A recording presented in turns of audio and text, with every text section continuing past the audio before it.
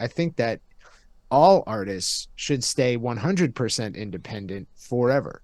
Should never sign a contract with an entity that's larger than you, where they're giving you money and you're giving them future guarantees. Mama didn't raise no fool.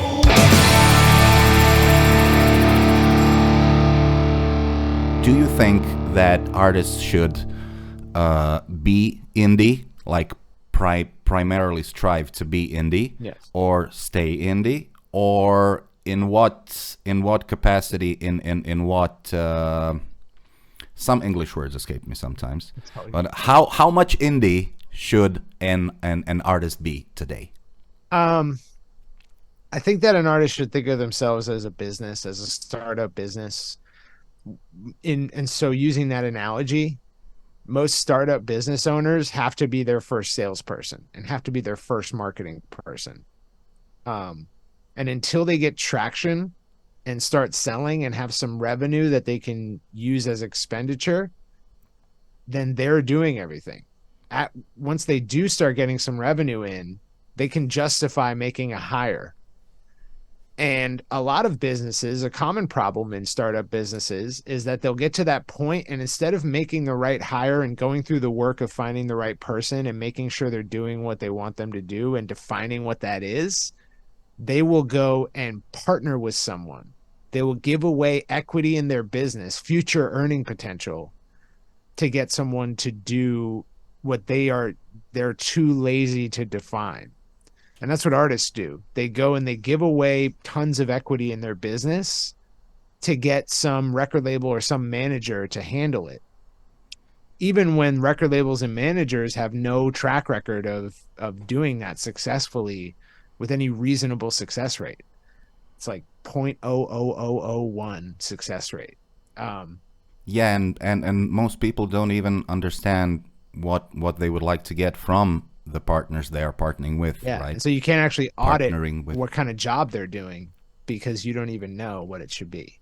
yeah, yeah. How can you hire? Well, you can hire, I don't know, a car repair guy that's gonna repair your brakes because you have no idea what brakes are, but you're kind of relying on him to know that, and he has a track record that he's repaired some brakes successfully in the past. But when it comes to not just repairing an item, but making something of your own and growing it like a business, I think most CEOs have no idea what's going on in their businesses, big or small, but those that do, I think, thrive the most. Yeah. And that's what you were talking about. Like, first do it yourself as best you can. None of us have not none of us, but not all of us have the capacity to like be a CEO, and that's okay. None of us have the business mindset like put into us like from the day we were born, but we can learn it, and we can do it to a certain capacity, to a certain line that we think we can reach, physically, time wise, or investment wise. And I think that when it's time, the time to give off some of your equity, some of your money that you can earn yourselves, is when you can no longer do it yourselves. Yeah, I mean, if that makes sense.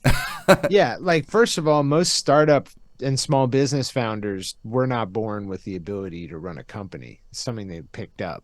Mainly, I think the main impetus, the main spark for someone to do that is they'll see someone else who is successfully running a business and they'll be like, that guy's really dumb. If he can do it, I can do it. Right. So it's comforting to know that there are plenty of people out there who are successful in business who really can't do, like, they're not very intelligent.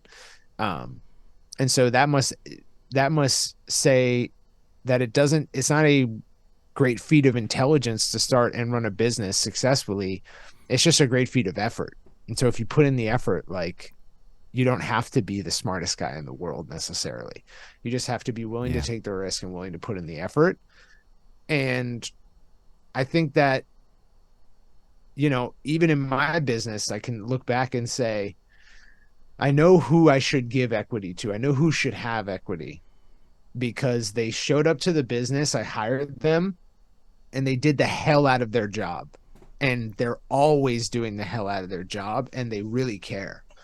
And so that will become apparent as you start making hires. So the answer to your question is, I think that all artists should stay 100% independent forever. Should never sign a contract with an entity that's larger than you, where they're giving you money and you're giving them future guarantees. Because chances are, if they're giving you money for a future guarantee, they know, like 100% of the time, they know they're going to make more money off of that future guarantee than they're going to give you. And so really, you're just borrowing money from the future at a significant premium when you do that. Yeah. If someone's offering you a contract and a signing bonus, they know more than you. You know? Sure. Like it's called leverage, right? Yeah. Yeah. Only go to the negotiating table when you have some leverage to negotiate with. And patience. Like, you know, Yeah. oftentimes people will sign away 80% of their earning potential for something that would have come to them in a matter of years anyways. And people don't want to wait, but it's just like, if you just keep, the great thing about business is that it doesn't require remarkable skill or intelligence. What it requires is persistence and patience. You have to just keep doing pretty much the same arduous tasks repeatably for a number of years, and like your chance of success exponentially grows as you do that. But people don't want to wait. They get antsy and they say, I got to do this now. I got to sign this now. Yeah. Well, like in losing weight, like in learning a new skill, learning a language, you Very just have to do it, right? Yeah. Absolutely. And well, the same with making music. Most musicians forget that they had to learn music Yeah. for a long time. That's the before great they can irony, is that actually- a lot of people who learned how to like play an instrument really well look at the skill of marketing or business and say like, oh, I can't do it. And it's like, what? You already did it. You already That's did the sorcery, same man. exact thing. That's not something you can learn. That's sorcery. That's only a few people know how to do it right, and it's sorcery, and it's something that just happens. And I don't have the capacity to do that. I'm just a musician, right? Right.